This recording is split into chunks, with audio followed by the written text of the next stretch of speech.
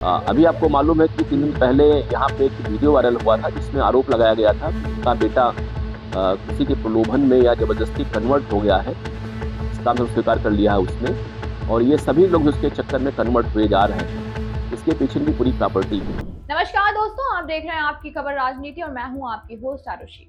दोस्तों, उत्तर प्रदेश के शामली से एक ऐसा केस सामने आया जिसने सोशल मीडिया पर जबरदस्त डिबेट छेड़ दी है। एक करोड़पति बिजनेसमैन फैमिली का आरोप है कि उनके इकलौते बेटे को पहले प्यार के जाल में फंसाया गया, फिर उसका धर्म परिवर्तन कराया गया, नाम बदला गया और धीरे धीरे उसे अपने ही परिवार से दूर कर दिया गया। सोशल मीडिया पर कई लोग इसे लव जिहाद का नया रूप बता रहे हैं। कुछ लोग तो ये भी कह रहे हैं कि अब सिर्फ हिंदू लड़कियां ही नहीं बल्कि हिंदू लड़कों को भी टारगेट किया जा रहा है। लेकिन सबसे बड़ा सवाल, क्या ये वाकई एक प्लान कॉन्स्पिरेसी है या फिर दो एडल्ट लोगों का पर्सनल रिलेशनशिप जिसे अब एक अलग एंगल दिया जा रहा है?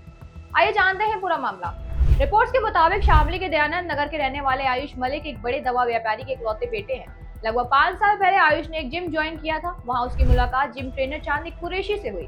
धीरे धीरे दोनों के बीच दोस्ती हुई और फिर रिलेशनशिप डेवलप हुआ। लेकिन आयुष के परिवार का आरोप है कि यही से कहानी ने एक नया मोड़ ले लिया। परिवार के मुताबिक आयुष की लाइफस्टाइल बदलने लगी, परिवार से दूरी बनना शुरू कर दी और सबसे बड़ा आरोप ये लगाया कि आयुष का धर्म परिवर्तन कराया गया, उनका नाम भी बदल दिया गया। उससे अगर कोई एडल्ट अपनी मर्जी से रिलीजन चेंज करता है तो कानून उसे ये अधिकार देता है। लेकिन अगर कन्वर्जन के लिए pressure, emotional manipulation, false identity, blackmail या लालच इस्तेमाल हो तो फिर ये सिर्फ पर्सनल चॉइस नहीं रह जाती, ये एक सीरियस लीगल इशू बन जाता है और इसी वजह से ये केस इतना ज्यादा कंट्रोवर्शियल बना हुआ है। परिवार की कंप्लेंट के बाद पुलिस ने चांदनी कुरैशी और कुछ अन्य लोगों के खिलाफ केस रजिस्टर किया। फिलहाल पुलिस पूरे मामले की इन्वेस्टिगेशन कर रही है। ये याद रखना जरूरी है कि अभी इन्वेस्टिगेशन चल रही है और कोर्ट में आरोप साबित होना बाकी है। एक तरफ वो लोग हैं जो कह रहे हैं कि लव रिलेशनशिप का इस्तेमाल रिलीजन कन्वर्जन के लिए किया जा रहा है, दूसरी तरफ वो लोग हैं जो कह रहे हैं कि बिना पूरी इन्वेस्टिगेशन के किसी रिलेशनशिप को कॉन्स्पिरेसी कह देना गलत है। इसी वजह से ये केस सोशल मीडिया पर ट्रेंड कर रहा है और लोग अपनी अपनी राय दे रहे हैं। चाहे इस केस का फाइनल रिजल्ट कुछ भी हो, लेकिन ये मामला पेरेंट्स के लिए एक इम्पोर्टेंट वार्निंग जरूर है।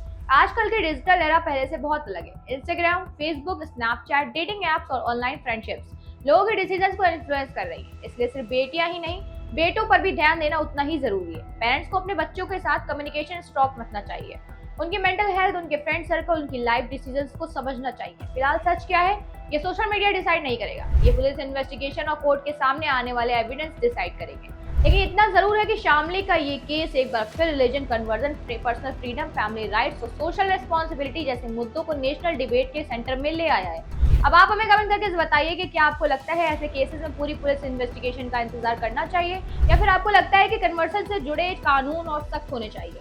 अपनी राय कमेंट सेक्शन में जरूर लिखिए। वीडियो पसंद आया तो लाइक करिए, अपने दोस्तों को शेयर करिए और आपकी खबर राजनीति को सब्सक्राइब करना बिल्कुल ना भूलें। मैं हूँ आरुषि, मिलती हूँ अगले वीडियो में। धन्यवाद।